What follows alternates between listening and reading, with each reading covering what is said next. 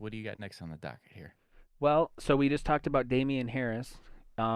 We've got Damien Williams on the docket. Um, Oh, right. there is, I think, for us internally, I don't know that you'll find it many other places. There is a growing interest in what Damien Williams ends up doing in Chicago, and there was an update today that was Mm-hmm. probably more of an official change than really like an expectation change.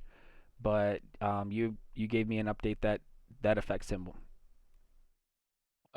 Yeah, I mean, Tariq Cohen, I don't think it's really that much of a surprise, but it's official now that he was placed on the physically unable to perform list.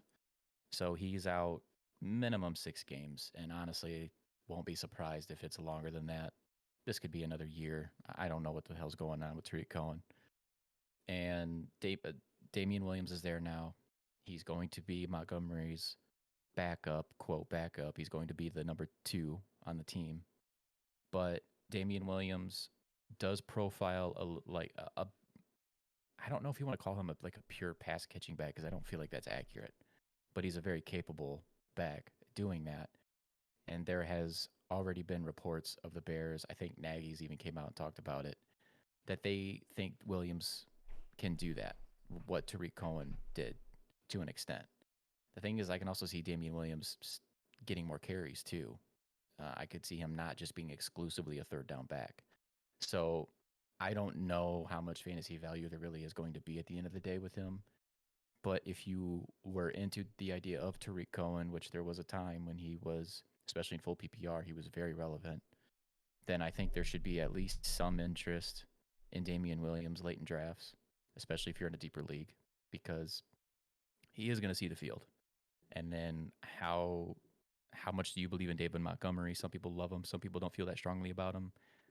I don't think this backfield is just like as clear and cut and dry as people want to believe it is. So I just think it's worth mentioning that Damian Williams is going to have some opportunity, and then what he does with that is kind of what remains to be seen.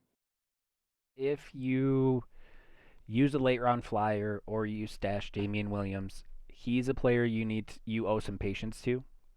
He was not hurt, which is a good thing, but he did opt out. So he hasn't played football in a year. Or wait, Mm-hmm. yeah. So he Yeah, you're hasn't right. played football in a year. I think that that's going to be a 2 to 4 week kind of a shaking the rust off situation. So I mean, if you don't see what you're looking for in 2 weeks, I'm not worried about it. But I would like to see by weeks 3 or 4, I would like to see the usage go up. I would like to see maybe some averages go up if the usage doesn't, and just kind of keep an eye out for him to be getting better. There are some reports even here I'm scrolling through that he has impressed as a receiver, so that does definitely buy him a role in the offense. So yeah, I would just be I think patient so. if you do stash him. See if just look for him to get better over time. Um, and definitely Well, you're and this also just sorry, just this also comes like from my view. I'm just still, even though Montgomery had as far as production goes, he had a strong finish to the season last year. I'm just not totally sold on him as being a complete 3 down workhorse type back, which is I feel like he's being viewed that way in fantasy drafts. And I'm not going to be at all surprised if that's not the case, even so much to the point that we see a lot more Damian Williams on the field than anyone is expecting.